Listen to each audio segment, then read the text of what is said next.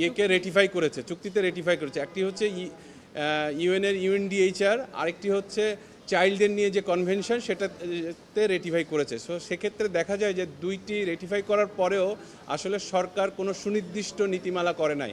2022 সালে একটি খসড়া নীতিমালা তৈরি করা হয় প্রাথমিকভাবে, যেটি এখনও ওই খসড়া নীতিমালার যে আইনটি সেটি এখনও সমাজ কল্যাণ মন্ত্রণালয়ের ওয়েবসাইটে দেখা যায়, কিন্তু তারপরে এখনও কোনো ধরনের কোনো পদক্ষেপ নেওয়া হয় নাই।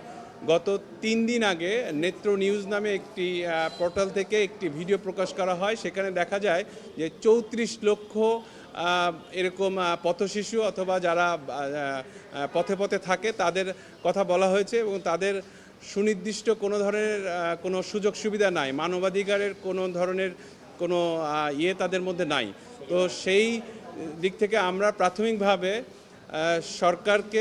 সরকারের নির্দিষ্ট কর্তৃপক্ষকে একটি ডিমান্ডিং জাস্টিস নোটিশ পাঠায় যে পথ শিশুদের মানবাধিকার রক্ষার্থে তাদের যে অধিকার আছে সেই অধিকার যেটা সংবিধানে তাদেরকে নিশ্চিত করার কথা বলা হয়েছে, সেই সংবিধানের সেই অধিকারগুলো নিশ্চিত করার জন্য তাদেরকে প্রাথমিকভাবে আমরা একটি ডিমান্ডিং জাস্টিস নোটিশ পাঠাই, এবং নোটিশের কোনো ধরনের সদুত্তর না আসায় আমরা সেটার নিষ্ক্রিয়তাকে চ্যালেঞ্জ করে মহামান্য হাইকোর্টে একটি রিট ফাইল করি।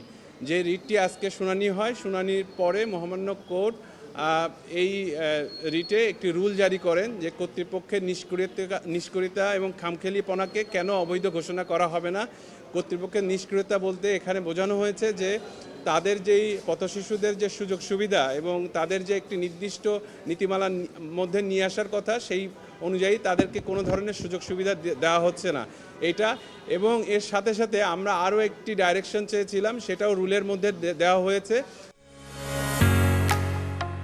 ঢালাইয়ের সেরা প্রিমিয়ার সিমেন্ট, সেটাতে বলা হয়েছে যে একটি নির্দিষ্ট নীতিমালা অথবা একটি আইন অথবা একটি রেগুলেশন যেটাই হোক, সেটা সরকারকে করতে কেন নির্দেশনা দেওয়া হবে না, এই মর্মেও রুলটি জারি করা হয়েছে।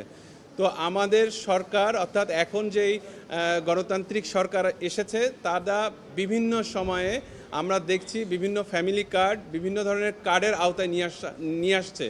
কিন্তু এই যে 10 লক্ষ মতন্তর 34 লক্ষ যে পথশিশু, এদের কিন্তু কোনো রেজিস্ট্রেশন নাই, এদের কোনো ধরনের সুযোগ সুবিধা নাই। তো আমি আশা করব সরকার আজকে এই মহামান্য হাইকোর্টের যে রুল, সেই রুলের বাস্তবায়ন করবেন, অর্থাৎ তারা পথশিশুদের রেজিস্ট্রেশনের আওতায় নিয়ে আসবেন এবং তাদেরকে সকল ধরনের সুযোগ সুবিধা দিবেন এবং দেওয়ার ব্যবস্থা নেবেন।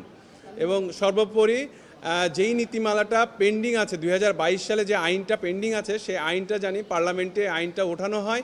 এটা আমাদের সবার পক্ষ থেকে পথশিশুদের নিয়ে আমাদের আবেদন সরকারের প্রতি, জানি আইনটাকে, যে খসড়া আইনটা আছে সেই খসড়া আইনে যদি কোনো কিছু সংযোজন করা হয় বা বিয়োজন করা হয়, রেটিফাই করে জন্য যত তাড়াতাড়ি সম্ভব এটা পার্লামেন্টে গিয়ে আইন আকারে জানি পথশিশুদেরকে রক্ষা করা হয়।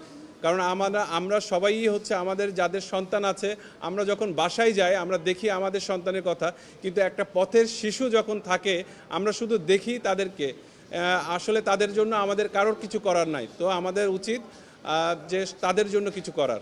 আর এই মামলাটা ফাইল করেছে ইকুইটেস ফাউন্ডেশনের পক্ষে। এক্স্যাক্টলি আমরা কিন্তু এটাই চেয়েছি, আপনি যে কোশ্চেনটা করেছেন ঠিক আমরা এটাই চেয়েছি, যে তাদের একটা নির্দিষ্ট রেজিস্ট্রেশনের আওতায় নিয়ে আসা। আমাদের রুলের টার্মের মধ্যে কিন্তু তাদের রেজিস্ট্রেশনের আওতার কথাও বলা হয়েছে, এবং মহামান্য কোর্ট কিন্তু ওইটাও রুলের টার্মের মধ্যে দিয়েছেন যে তাদেরকে একটা নির্দিষ্ট রেজিস্ট্রেশনের মধ্যে মানে যেই সুযোগ সুবিধাগুলো তাদের পাওয়ার যোগ্য, আইনে বলা হয়েছে, আমাদের কনস্টিটিউশনে বলা হয়েছে, আসলে তারা পাচ্ছে না, ঠিক সেই সুযোগ সুবিধাগুলোই আমরা তাদের এই নিষ্ক্রিয়তাকে আমরা চ্যালেঞ্জ করে মামলাটা করেছি।